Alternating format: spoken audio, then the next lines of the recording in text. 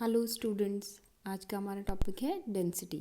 तो हम यहाँ पे कम्युनिटी डेंसिटी को आज मेंशन करेंगे। तो ये ऑलमोस्ट जैसे पॉपुलेशन डेंसिटी होती है, यहाँ पे भी कम्युनिटी डेंसिटी ऑलमोस्ट सिमिलर होगी जैसे पॉपुलेशन डेंसिटी होती है। डिफरेंस बस ये होगा, जैसे हमने देखा पॉपुलेशन जो है वो बहुत सारे number of individuals of similar species मिलके जो है वो पॉपुलेशन बनाती है। और जब हम बात करते हैं कम्युनिटी की, तो बहुत सारे number of individuals of different different species मिलकर आपके एक कम्युनिटी बनाती है with in a particular area. तो उसी के बेसिस पे हम यहाँ पे डेंसिटी को मेंशन करते हैं। तो बेसिकली डेंसिटी होती क्या है, तो वही again number of individuals of a given species that occur with in a given sample unit और स्टडी एरिया। कितने नंबर ऑफ़ इंडिविजुअल्स एक पर्टिकुलर एरिया में, एक सैम्पल एरिया जिसे हम कह रहे हैं, वहाँ पे पाए जा रहे हैं, उनको हम डेंसिटी कहेंगे। उस टर्म को हम डेंसिटी से रिप्रेजेंट करेंगे। तो बेसिकली ये क्या है, एक न्यूमेरिकल स्ट्रेंथ है और इसके थ्रू हमें ये पता चलता है कि कम्युनिटी में कितने स्पीसीज़ जो है रहते हैं। और ये जो है हमें एक आइडिया देता है about the degree of competition की। अगर नंबर ऑफ़ स्पीसीज़ जो है आपके ज़्यादा होंगे कम्युनिटी में, तो कंपटीशन भी ऑब्वियसली ज़्यादा होगा कम्युनिटी में अमंग द डिफरेंट स्पीसीज़। तो कैलकुलेशन हम देखते हैं यहाँ पे कैसे हम इसको कैलकुलेट करते हैं। तो डेंसिटी जो है वो होगा आपका is equals to number of individuals of species in all sample unit. जितने भी इंडिविजुअल्स हैं स्पीसीज़ के, नंबर ऑफ़ इंडिविजुअल्स, वो सारी की सारी जो सैम्पल यूनिट में जो इंडिविजुअल्स हैं उनको हम कैलकुलेट कर लेंगे divided by total number of sample unit studied. तो सपोज़ हम एक पर्टिकुलर एरिया में 1 किलोमीटर आपके एरिया जो है उसमें हम स्टडी कर रहे हैं। तो 1 किलोमीटर स्क्वायर के एरिया में अगर हम स्टडी करें, तो यहाँ पे कितने इंडिविजुअल्स उस पर्टिकुलर एरिया में पाए जा रहे हैं, उन नंबर ऑफ़ इंडिविजुअल्स को डिवाइड कर लेंगे sample unit, that is 1 kilometre square. Okay, तो वो हो जाएगी उन इंडिविजुअल्स की डेंसिटी। एक और टर्म आता है यहाँ पे एबंडेंस। एबंडेंस जो है वो number of individuals of any species पर सैम्पलिंग यूनिट ऑफ अकरेंस कहलाएगा। तो जैसे हमने देखा इससे पहले, आपके डेंसिटी जो है वो number of individuals of species in all sample unit divided by total number of sample unit studied था। तो वहीं अगर हम एबंडेंस की बात करें तो वो है total number of individuals of species in all sample unit divided by the number of sample unit studied. तो हम बेसिकली समझें तो यहाँ पे अबंडेंस में हम बात कर रहे हैं कितने इंडिविजुअल्स जो हैं प्रेजेंट हैं पर स्पीसीज़। तो इसे हम एबंडेंस कह रहे हैं, कितने नंबर ऑफ़ इंडिविजुअल्स प्रेजेंट हैं पर स्पीसीज़ के अकॉर्डिंग, तो उसे हम एबंडेंस कहेंगे। ओके, यहाँ पे नेक्स्ट हम देखते हैं रिलेटिव डेंसिटी। रिलेटिव डेंसिटी जो है आपकी रिप्रेजेंट होगी density of species multiplied with total density of all the species. तो एक स्पीसीज़ की जो डेंसिटी है वो मल्टीप्लाई कर देंगे हम total density of all the species present in that sample area, तो वो आ जाएगी रिलेटिव डेंसिटी। तो इंडिविजुअल की डेंसिटी मल्टीप्लाइड बाय टोटल जो all the numbers of individuals जो हैं उनकी डेंसिटी को मल्टीप्लाई करेंगे तो रिलेटिव डेंसिटी आ जाएगी। अगेन यहाँ पे बात करें हम टाइप्स ऑफ डेंसिटी की, तो ये अगेन आपकी क्रूड एंड स्पेसिफिक दो तरीके की डेंसिटी होगी। क्रूड डेंसिटी जिसमें हम डेंसिटी पर यूनिट ऑफ टोटल स्पेस की बात करेंगे, वहीं स्पेसिफिक या इकोलॉजिकल डेंसिटी वो होगी जिसमें हम डेंसिटी पर यूनिट ऑफ हैबिटेट की बात करेंगे। तो एक पर्टिकुलर एरिया में कितनी डेंसिटी है, तो डेंसिटी पर यूनिट ऑफ दैट एरिया, उसे हम क्रूड डेंसिटी कह रहे हैं। वहीं उस एरिया में जो पर्टिकुलर आपका इंडिविजुअल का हैबिटेट है, उस हैबिटेट में कितने डेंसिटी है उसको हम स्पेसिफिक डेंसिटी या इकोलॉजिकल डेंसिटी कहेंगे। तो इस डायग्राम से समझते हैं क्या है। तो ये सपोज एक टोटल स्पेस था, तो इसमें अलग अलग इंडिविजुअल्स जो हैं रह रहे थे। तो कुछ आपके जो ब्लू कलर के इंडिविजुअल्स हैं, रेड और आपके स्काई ब्लू कलर के इंडिविजुअल्स यहाँ पे रह रहे हैं। तो ये हो गया टोटल स्पेस। तो क्रूड डेंसिटी हम निकालेंगे टोटल स्पेस में कितनी डेंसिटी है इंडिविजुअल्स की। वहीं अगर हम हैबिटेट की बात करें तो हैबिटेट एक पर्टिकुलर एरिया होगा जहाँ पे कि इंडिविजुअल्स की बहुसंख्यता पाई जाएगी। तो हैबिटेट क्या है? जहाँ पे इंडिविजुअल की बहुसंख्यता पाई जा रही है, वो एक्चुअल एरिया जहाँ पे इंडिविजुअल्स जो है कॉलोनाइज होके अपनी पॉपुलेशन बना रहे हैं। तो ये पर्टिकुलर एरिया, यहाँ पे कॉलोनाइजेशन दिख रहा है हमें, बहुत सारे sky blue individuals are there, तो ये हो जाएगा इनका हैबिटेट। और वहीं हम टोटल स्पेस की बात करें तो इसमें different different individuals are there. तो डेंसिटी पर total space is crude density, वहीं डेंसिटी पर unit of habitat is specific density. Okay, अब हैबिटेट समझ लेते हैं हम। हैबिटेट में हम बात कर रहे हैं, it is a type of natural environment in which a particular species of an organism lives, या फिर एक्चुअल अवेलेबल एरिया जिसमें कि एक इंडिविजुअल कॉलोनाइज होकर अपनी पॉपुलेशन ग्रो करता है, उसे हैबिटेट कहेंगे। ओके, नेक्स्ट आ जाता है आपका स्पीसीज रिचनेस। तो ये भी एक आपका फिनोमेना आता है जिसमें हम आपकी डेंसिटी को पता लगाते हैं किस तरीके के स्पीसीज़ जो हैं वहाँ पे बहुतायत में पाए जा रहे हैं, ज़्यादा से ज़्यादा संख्या में पाए जा रहे हैं। तो सपोज़ हम बात करें number of species with in a community और एरिया, तो उसे हम कहेंगे species richness. Okay, the number of species with in a community और एरिया इज़ स्पीसीज़ रिचनेस। तो हम देखते हैं ए और बी, हमारे पास दो अलग अलग कम्युनिटी, दो अलग अलग एरियाज़ हैं। तो area A and area B is there.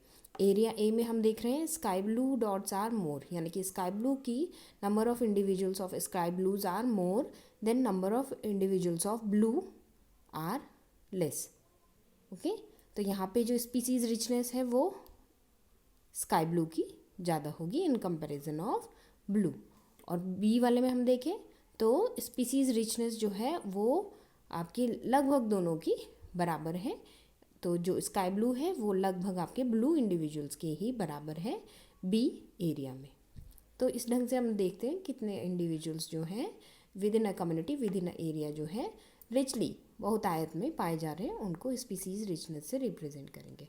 और कौन कौन से फैक्टर्स हैं जो स्पीसीज़ रिचनेस को अफेक्ट करते हैं? तो वो हैं जोग्राफिक फैक्टर, जिसमें हम स्पीसीज़ के पूल की बात करते हैं कि इंडिविजुअल्स आपस में किस तरीके से इंटरेक्ट कर रहे हैं, क्या उनका लेना देना है, कोई प्रे है, कोई प्रेडेटर है, और या कोई आपस में सिम्बायोसिस में रह रहा है, किस तरीके के उनके बीच में रिलेशनशिप है, स्पीसीज़ पूल। देन डिस्पर्सल, तो किस तरीके से फैले हुए हैं वो, एक एरिया से दूसरे एरिया में, आइलैंड में है, वाटर में है, कहाँ हम फैले हैं, इस ढंग से। नेक्स्ट हो गया बायोटिक। तो बायोटिक में हम देखते हैं उनके बीच में कंपटीशन है, क्या फूड के लिए, वाटर के लिए, या फिर मेटिंग के लिए। प्रेडेशन, शिकारी का क्या यहाँ पे रोल है। और फैसिलिटेशन, किस ढंग से एक इंडिविजुअल दूसरे इंडिविजुअल को फैसिलिटेट कर रहा है और उसको हेल्प आउट कर रहा है या फिर उसको डिस्ट्रॉय कर रहा है। तो ये सब आपके बायोटिक फैक्टर्स आ जाएंगे जो स्पीसीज़ रिचनेस को आपके अफेक्ट करेंगे। नेक्स्ट हो गया ए बायोटिक फैक्टर्स। तो इसमें आपके land, water resources, environmental factor, ये सारे के सारे आपके डिस्टर्बेंस इन द इकोसिस्टम, या फिर जैसे आपके वेदरिंग हो गया, इरोजन हो गया, फ्लड हो गया, ये सारे फैक्टर्स जो हैं ए बायोटिक फैक्टर में आएंगे जो स्पीसीज़ रिचनेस को अफेक्ट करेंगे। ओके, नेक्स्ट है कैलकुलेशन ऑफ स्पीसीज़ रिचनेस। तो कैलकुलेशन के लिए हम करेंगे species richness that is D is equals to S over root N. तो एस ओवर रूट एन हमने यहाँ पे देखा, डी क्या है स्पीसीज़ रिचनेस, एस क्या है नंबर ऑफ डिफरेंट स्पीसीज़, अलग अलग किस्म के स्पीसीज़ एस से रिप्रेजेंट होंगे, and number of total individual organism in a sample. तो नंबर ऑफ टोटल इंडिविजुअल्स जो सैंपल में प्रेजेंट हैं वो n हो जाएंगे। तो जैसे हम देखें तो हमने यहाँ पे एक स्क्वायर रिप्रेजेंटेशन दिया है जिसमें हम देख रहे हैं कि blues are there and sky blues are there, और ये टोटल जो है ये टोटल नंबर n से रिप्रेजेंट होगा। ये टोटल जो है ब्लूज प्लस स्काई ब्लूज मिलके n इज इक्वल्स टू 22 है। वहीं हम देखें तो अगर हम s की बात करें तो b के लिए, ओके, s की बात करें तो b के लिए s जो है वो 4 होगा। वहीं s की बात करें a के लिए तो वो 18 होगा। ओके, तो b जो है वो 4 है, 1 2 3 4, और a जो है वो आपके कितने हैं रेस्ट 18। ओके, तो यहाँ पे हमने देखा, इसी फॉर्मूले को हम अगर प्लेस करें तो स्पीसीज रिचनेस जो है कैसे निकलेगी हमारी। तो हमने देखा यहाँ D for a species. Okay, D for a species जो है वो होगा 4/√22। ए स्पीसीज में हमने बी की वैल्यू क्यों पुट की, क्योंकि बी इंडिविजुअल्स को हम यहाँ पे कैलकुलेट कर रहे हैं 4, तो ए के लिए डिफरेंट इंडिविजुअल होगा बी, वहीं बी के लिए डिफरेंट इंडिविजुअल होगा ए के नंबर्स। ओके, ए के लिए डिफरेंट, ए से डिफरेंट इंडिविजुअल होंगे बी, क्योंकि दो ही तरीके के इंडिविजुअल इस कम्युनिटी में मिल रहे हैं हमें, तो इसलिए ए के लिए जो डिफरेंट इंडिविजुअल है वो नंबर ऑफ बी हो जाएगा, और वहीं बी के लिए जो आपका डिफरेंट इंडिविजुअल है वो नंबर्स ऑफ ए हो जाएगा। तो इसलिए हमने यहाँ पे 4 और यहाँ पे 18 रखा है। तो for A D is equals to 4/√22, वहीं for B D is equals to 18/√22। तो अगर हम इसे कैलकुलेट करें तो स्पीसीज रिचनेस फॉर ए जो है वो आएगी आपकी 0.85, और वहीं स्पीसीज रिचनेस फॉर बी जो है वो आएगी 3.83। ओके, तो हम यहाँ पे देखेंगे कि स्पीसीज जो है वो कौन सी ज़्यादा रिच है, तो वो हो गई आपकी A species is less richer than B species. तो यहाँ पे हम देख रहे हैं B shows higher species richness than A. Okay, अब ये बायोमास है, जैसे ये साइज़ में बड़े हैं तो भी ये स्पीसीज रिच नहीं कहलाएगी। तो जैसे एक हाथी और बहुत सारी चींटियाँ, तो स्पीसीज रिचनेस किसकी होगी, बहुत सारी चींटियों की होगी। ओके, एक ग्राफ देख लेते हैं हम यहाँ पे, जो हमें दिखाएगा कि स्पेसिफिक और crude density of fishes in the breeding season of the predators stork. तो जब ब्रीडिंग सीजन होता है स्टॉर्क का, जो कि एक प्रेडेटर है, आपकी स्टॉर्क जो है एक बर्ड है जो फिशेस को खा रही है, तो जब ब्रीडिंग सीजन होगा स्टॉर्क का तो फिशेस की संख्या कैसे घटेगी या बढ़ेगी। और हम यहाँ पे देख रहे हैं ये जो ग्राफ है ये हमने वाटर डेप्थ का बनाया है एक, और दूसरा जो है वो फिश डेंसिटी का है। तो वाटर डेप्थ जो है वो जनवरी, फरवरी, मार्च, अप्रैल, मई, जून, जुलाई, अगस्त, सितंबर, अक्टूबर, नवंबर एंड दिसंबर, ऐसे करके हमने रिप्रेजेंट किया। तो वाटर डेप्थ जो है वो जनवरी से घटता हुआ जून जुलाई गर्मियों में एकदम कम, और फिर दिसंबर में बढ़ गया है। तो अगर वाटर डेप्थ की बात करें तो जैसे जैसे पानी जो है उसका लेवल घटेगा तो फिशेस जो हैं उनकी डेंसिटी भी क्या होगी, क्रूड डेंसिटी फिशेस की वो उसी तरीके से घटती और बढ़ती रहेगी। वहीं हम स्पेसिफिक डेंसिटी की बात करें तो स्पेसिफिक डेंसिटी क्या होगी, तो स्पेसिफिक डेंसिटी जो है वो आपकी इस तरीके से जाएगी। ओके, इस तरीके से स्पेसिफिक डेंसिटी जो है वो पहले बढ़ेगी, फिर constant and then decrease out. तो हम देख रहे हैं यहाँ पे क्रूड डेंसिटी जो थी आपकी नंबर ऑफ स्पीसीज पर unit of the total area, जितना एरिया होगा उस हिसाब से घटेगी और बढ़ेगी। वहीं स्पेसिफिक डेंसिटी की बात करें तो स्पेसिफिक डेंसिटी में क्या होगा, नंबर ऑफ इंडिविजुअल्स